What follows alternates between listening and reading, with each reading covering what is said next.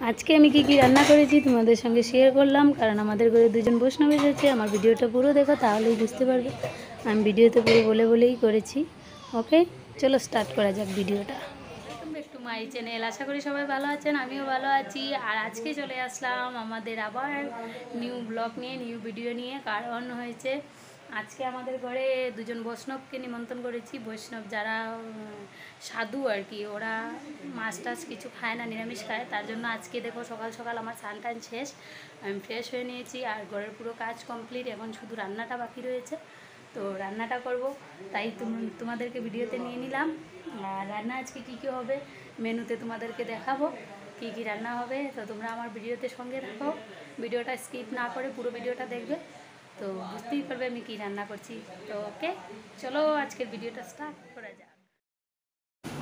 তো দেখো আমার তেল শেষ হয়ে গেছিলো, তো ওনাকে বললাম তেল নিয়ে এসো, তো তেল নিয়ে আসলো, তেলটা ঢালবো। আর এদিকে দেখো আমার টমেটো বেগুন নিচে আছে, কাঁচা লঙ্কা, ওগুলো আমি কেটে নেব। ভিডিওতে করতে পারছি না, তোমাদেরকে এমনিতেই দেখাচ্ছি। এই যে আমি কেটে নিলাম, চানার ডাল ভিজালাম, আর এই যে টমেটো দিয়ে টক করব, আলু ভাজা, কারকুল ভাজা, বেগুন ভাজা করব। তারপর আলু দিয়ে পনির দিয়ে তরকারি বানাবো। এই যে আলু আর মটর দিয়ে কচু শাক বানাবো। আর তো বাকি তৈরি হয়েই গিয়েছে। এখন চানার ডালটা আগে ফ্রেশ করে বসিয়ে দেব ধুয়ে।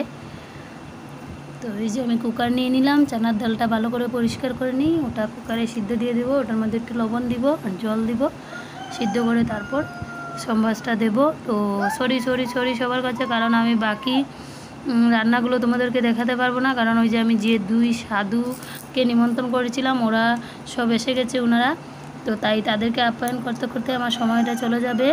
আমি ডালটা বসিয়ে তাদেরকে আপ্যায়ন করব, তো তার জন্য আমি রান্নাটা উঠাতে পারলাম না। তো আমি রান্নাটা কমপ্লিট করে তোমাদেরকে দেখাবো। আর এই যে ছানার ডালটা আমি বসিয়ে দিচ্ছি, এখন ধুয়ে বসিয়ে দেবো।